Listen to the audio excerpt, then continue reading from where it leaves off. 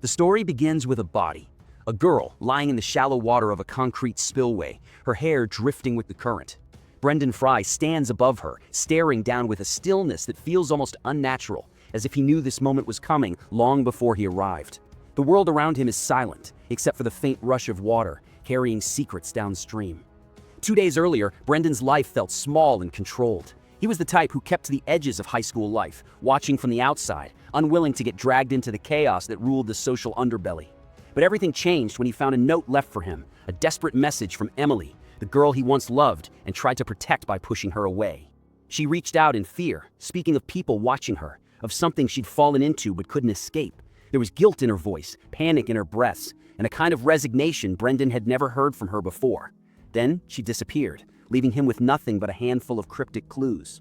Brendan threw himself into her world, a world he had spent months avoiding. He wound through the hidden corridors of the school's social structure, the drug circuit, the parties in abandoned corners, the backroom dealings that adults pretended didn't exist. Each step brought him closer to danger and further from the quiet life he preferred. The first hints of the truth led him to a girl named Laura, polished, sophisticated, surrounded by people who followed her without question.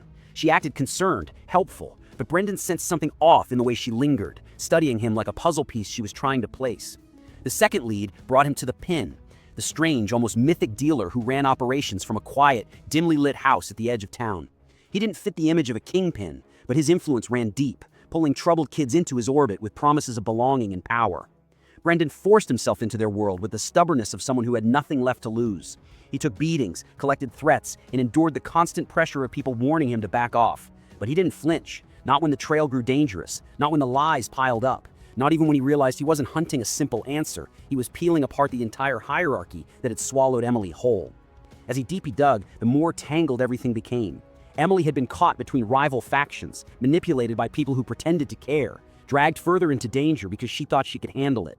Brendan saw how fear had shaped her final days, a fear she tried to hide even as it consumed her. As he navigated the alliances and betrayals around the Pin's operation, Brendan began to see the outlines of the truth. Emily hadn't died because she made one wrong choice. She died because people with power treated her like a piece on a board they controlled, and someone close, used her as leverage in a game she never understood. When the picture finally came into focus, it hurt more than Brendan expected. The betrayal at the heart of it wasn't loud or dramatic. It was quiet, calculated, wrapped in false friendship and hidden motives. It came from someone who understood Emily's innocence and used it against her. Brendan exposed everything, tearing down the web of deceit piece by piece. But victory in this world didn't feel triumphant. It felt hollow. The truth didn't bring Emily back, and it didn't heal the damage left behind. It only revealed how fragile everything really was, how easily a life could be swallowed by the shadows hiding in plain sight.